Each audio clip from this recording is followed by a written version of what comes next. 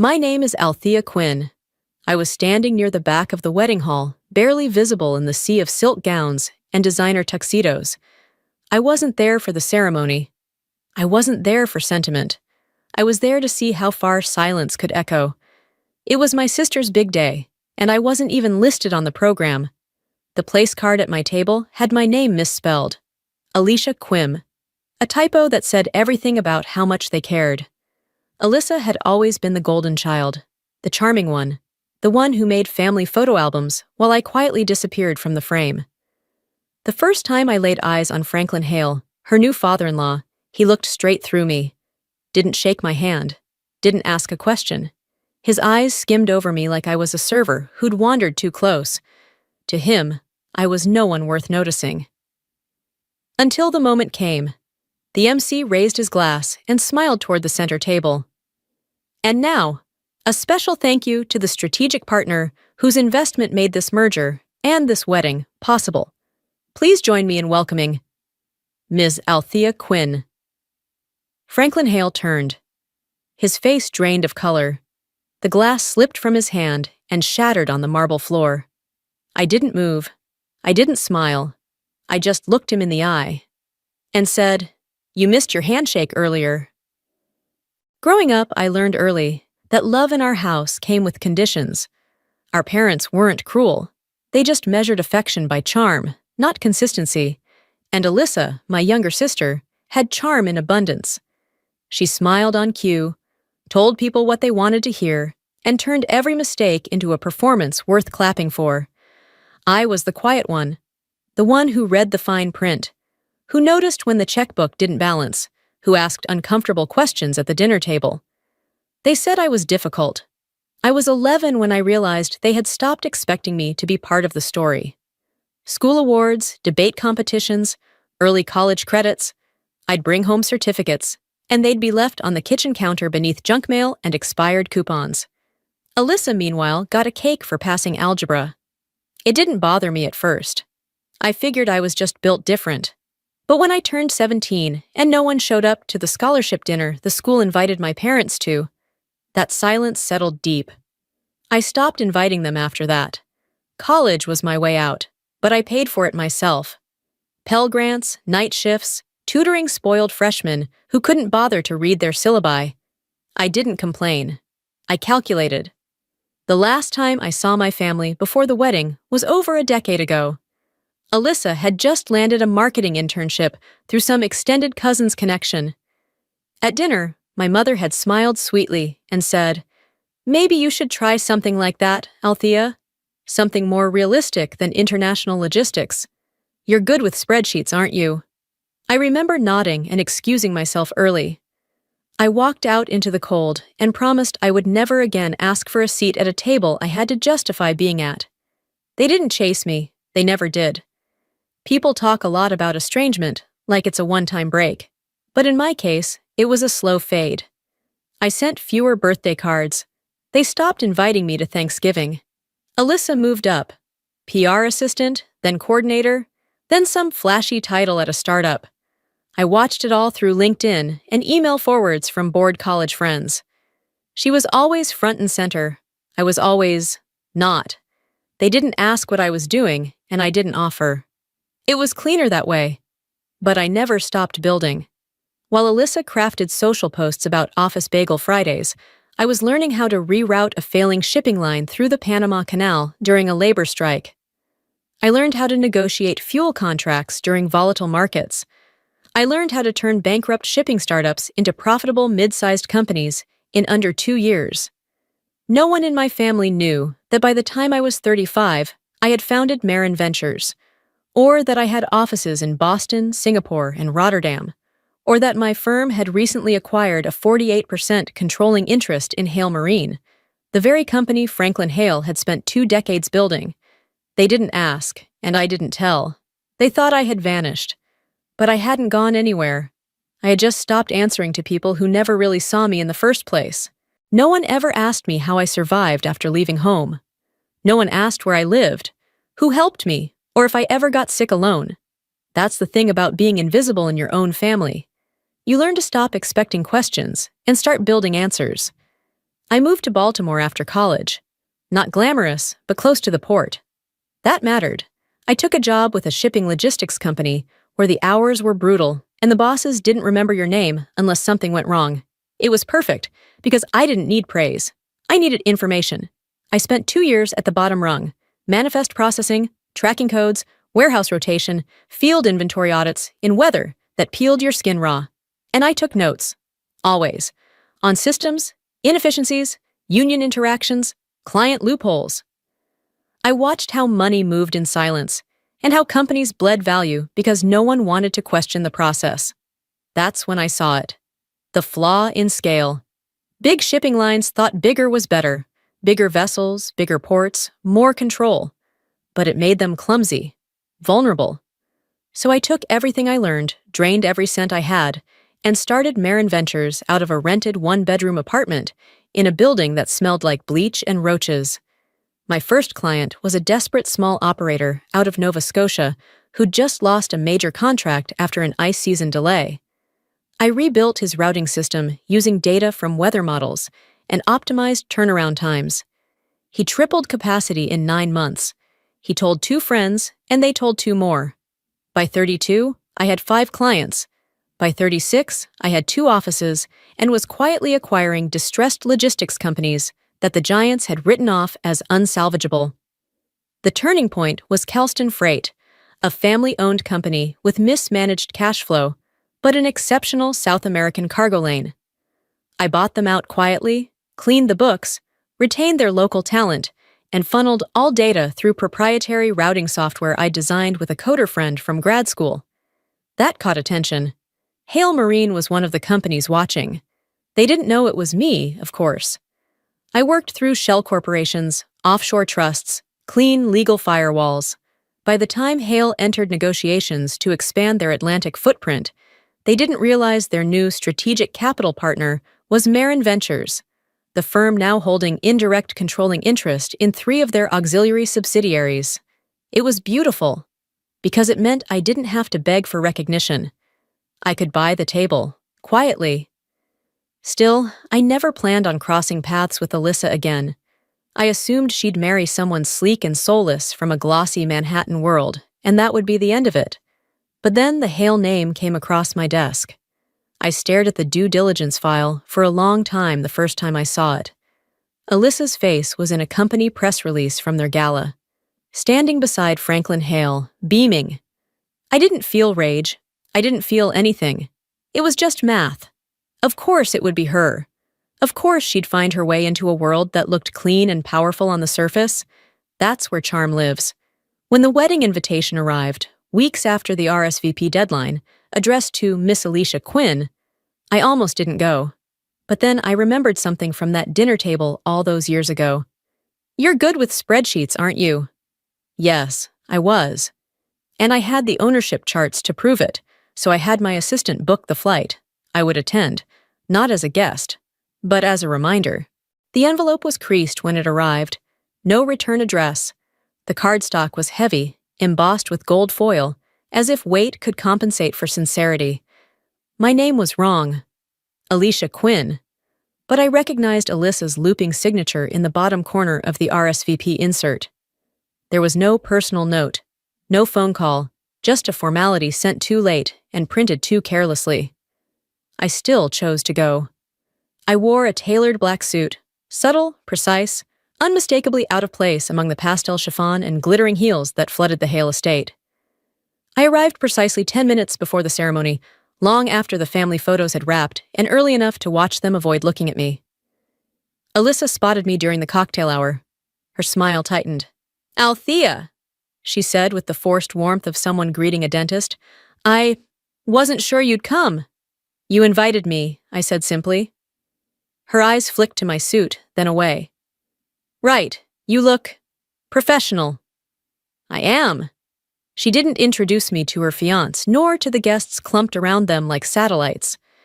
I was steered toward the edge of the lawn, to a table marked Overflow. I found my place card, Althea Quinn, next to someone's elderly cousin, who asked if I was in catering. I told him no. During dinner, I ate in silence. I watched Franklin Hale command the room. He was a man who liked the sound of his own voice, booming, decisive, built for boardrooms and declarations. He moved with the kind of confidence that only ever grows in men who have never been told no by someone who mattered. When he made his way past my table, Alyssa trailed behind him. She paused, gesturing vaguely. "This is my sister, Althea." He glanced my way, barely stopping. "Ah, one of the logistics people?" Alyssa snorted before she could catch herself. "Well, not really. She used to do something in transport, I think." Franklin gave a polite, dismissive smile. "Important work. Somebody's got to keep the packages moving." I nodded, matching his smile. "Somebody does." He didn't ask what I did, or who I was, or how I was connected to the family business. He didn't shake my hand. Instead, he patted Alyssa's shoulder and turned toward another cluster of men in navy suits and loud watches. They didn't see me. That had always been the point. But what they didn't realize, what none of them could possibly know, was that I'd already seen the investor brief Franklin had presented just 3 days earlier.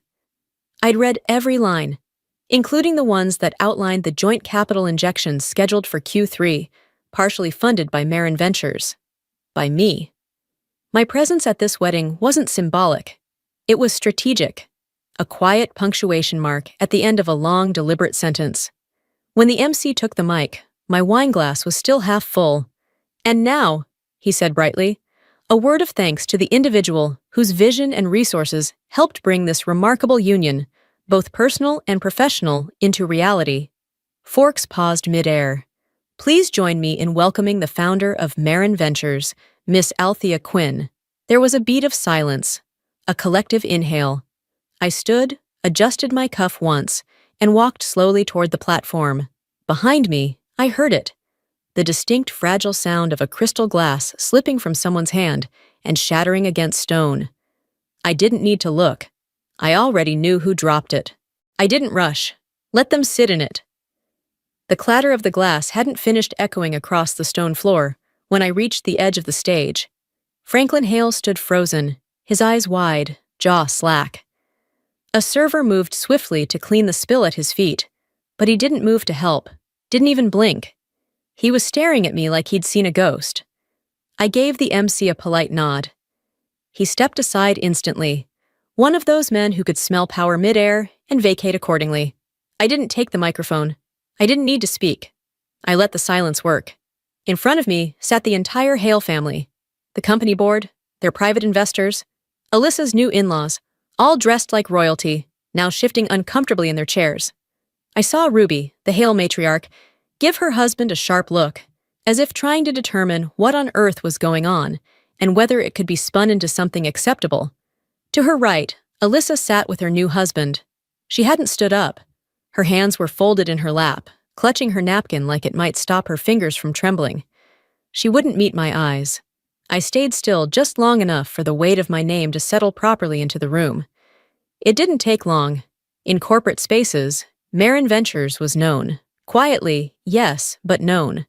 We didn't do press releases. We didn't sponsor golf tournaments or splash our logos on shipping containers.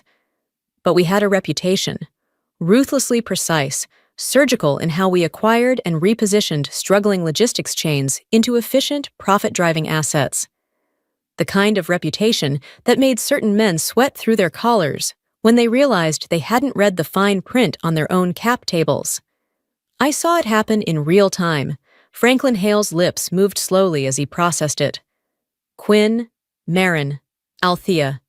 He mouthed the pieces like they were foreign words. And then I saw something crack in his expression. Not panic, not yet, but the dawning of a realization. He'd dismissed the wrong woman, not just at dinner, not just at the wedding, but in boardrooms, in shareholder memos, in private strategy calls, where he'd referred to my firm as the silent capital. I'd been silent, not invisible. I stepped back from the stage without a word and returned to my seat. The guests clapped, hesitantly, then more confidently, unsure if this was an announcement or a warning. Franklin remained standing. Ruby tugged at his arm, trying to pull him down discreetly. He didn't sit. He looked at me the entire way back to my table, And now he moved. He left the head table and approached mine, that corporate grin already stretching across his face like a patch too small to cover the hole underneath. "Miss Quinn," he said, voice a little too high, a little too smooth. "I had no idea you'd be joining us tonight." I raised my glass slightly, not in toast, but acknowledgement. It was a last-minute decision. "Ah, well, we're thrilled you came. Thrilled!" He looked around as if someone might save him from the growing tension. No one did. He cleared his throat. "We're grateful for your partnership, deeply grateful. The recent expansion, well, it wouldn't have been possible without Marin Ventures. And to think, family too. That's just the cherry on top." I tilted my head. "Is that what I am now? Family?" He smiled, but it wavered. "Of course." I didn't blink. "Funny. That's not what I felt earlier when you mistook me for a freight clerk." He opened his mouth, but nothing came out. Alyssa appeared beside him. She looked pale, the kind of pale that isn't just embarrassment, but exposure. "Althea," she said carefully. "I didn't know." "Didn't know what?" I asked. She swallowed. "That you were... Marin, that you had built something like this." I almost laughed, not because it was funny, but because it was absurd. "You didn't ask." She looked down. I leaned back in my chair. "Don't worry, Alyssa. You've built a lovely life. I'm not here to interrupt it." Franklin cleared his throat again. "We should, perhaps, find time to discuss future opportunities. I think there's a lot we could align on." I looked at him the way you look at someone who just realized their roof has been leaking for years. "I'll have my legal team schedule a review," I said, "but I suggest you read your own shareholder structure first. The alignment may not be where you think it is." And just like that, the corporate mask slipped. Not all the way off, but enough to see the fear hiding underneath. They weren't just embarrassed, they were exposed. I excused myself before dessert. The music resumed, forced and brittle. Laughter tried to return to the room, but tripped over its own awkwardness. I walked out through the main entrance alone, not looking back, because I had nothing left to prove. I didn't slip out quietly. I walked straight through the grand entrance, the same way I'd come in. Unnoticed then, unforgettable now. The music had returned, brittle and misplaced, clinging to corners of the room that still hadn't recovered from the silence I'd left behind. Some guests glanced at me as I passed, their expressions caught between curiosity and discomfort. They didn't know what they'd just witnessed, but they knew it mattered, and that was enough. Outside, the night air was crisp. The wind carried the scent of the bay, salt, oil, steel. The Hail shipping empire glittered faintly in the distance, docks lined with containers, like neat lies stacked on top of one another. I'd studied those docks. I'd audited their contracts. I knew how far beneath the surface the rot had spread. They didn't. But they would. A black sedan waited by the curb. James, my driver, opened the door without a word. He knew better than to ask. This wasn't a night for conversation. As I slid into the back seat, I caught one last glimpse of the estate through the tinted window. I half expected Alyssa to come running out, maybe to apologize, maybe to spin something sentimental. But no one followed, not her, not Franklin, not a single soul, because now they didn't know what to say. How do you speak to someone you spent years pretending didn't exist? How do you face a name you tried to forget, once it controls your future? The truth is, I didn't come here to be forgiven. I didn't come here to ruin a wedding. I came because they needed to know, finally, undeniably, what they missed. They hadn't just overlooked me. They had miscalculated me. And people like Franklin Hale, they don't recover well from miscalculations. Alyssa would go on with her marriage, with her polished photos and her new last name. Franklin would likely try to renegotiate terms in the boardroom, reassert control. But it was too late. The shares were signed, the influence set. Marin Ventures wasn't at the table. We owned the table, and they'd read that name, my name, on every report, every proposal, every decision moving forward. Not because I forced them to, because they signed the papers before they ever thought to ask who held the pen. I didn't need applause. I didn't need recognition. Just a clean exit, and the echo of my name behind me.